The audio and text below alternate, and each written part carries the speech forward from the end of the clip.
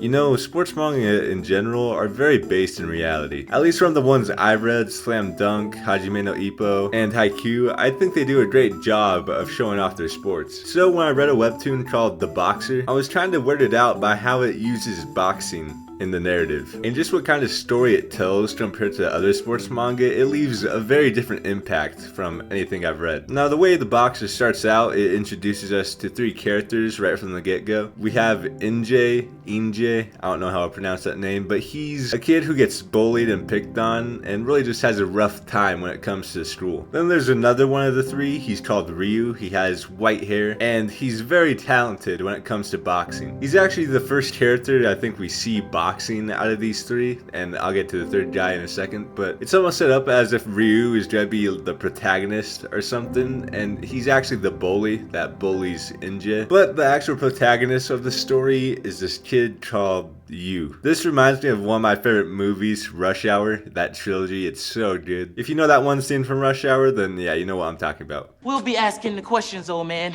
Who are you? You. No, not me, you. Yes, I am you. Just answer the damn questions. Who are you? I have told you. Are you deaf? But anyways, this story is centered around Yu. He doesn't talk much to the people around him. He always looks pretty much like a zombie. He looks dead all the time. And we see that he's friends with Inje. Well, kind of a friend, but he's just an empty person. Yu also gets bullied by Ryu, so at the beginning, to sum it up, there's a bully and his two victims. One day, Yu decides to fight back against Ryu, and although Ryu is very talented, it's shown that Yu is like a god when it comes to boxing. So as the story progresses and continues, we see Yu just constantly winning match after match after match, which I guess is the part that shows just how different the Boxer is to other manga or other sports manga or manhwa. And very quickly, although this manga is about boxing and there's, some interesting matches, you realize very early on that this is more than just about boxing. It goes beyond boxing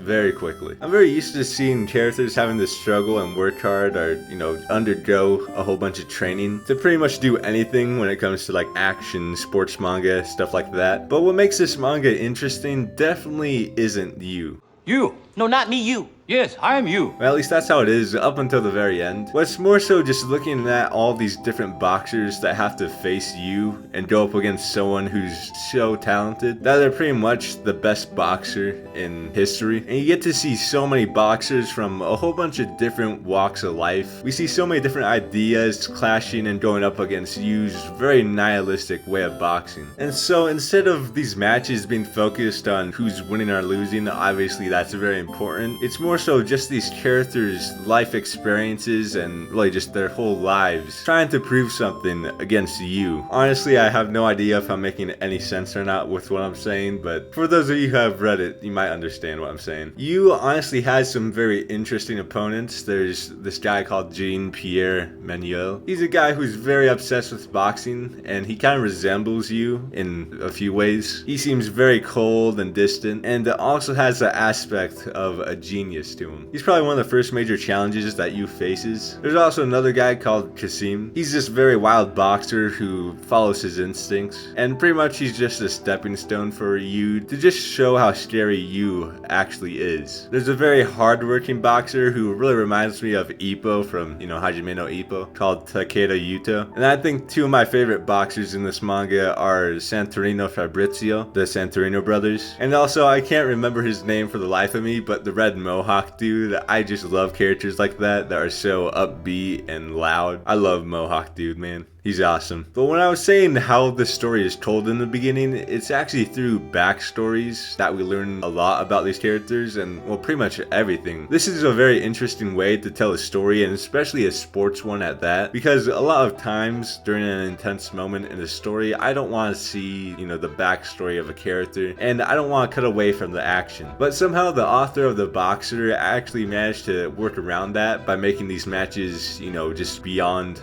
boxing. So the main character of the story, Yu, has to be one of the most boring protagonist main characters that I've read about in a while. You pretty much get his whole character in the first few chapters. He's one-dimensional, he's empty and cold, depressed. He doesn't have any ambition or drive of his own, which is very weird for a sports manga, and especially for a main character of a sports manga. So you learn pretty quickly that this guy's empty, but he's also a genius who stands above every single boxer in history. But he seems pretty one-dimensional throughout the whole story, besides like one arc with him and Carmen, one of the assistants for his coach. I know I probably made a lot of you mad by saying he's one-dimensional and boring. He really isn't, but throughout the majority of the story, that's pretty much his character, just being empty and a genius. You pretty much only need to know those two things to describe him. So what makes the story so entertaining and what really drives the story are his opponents and also his coach, K. And K is a very good coach when it comes to boxing, when it comes to winning matches and stuff. But when it comes to, you know, the more softer side to being a coach and being a mentor to someone, the more human side of things besides just focusing on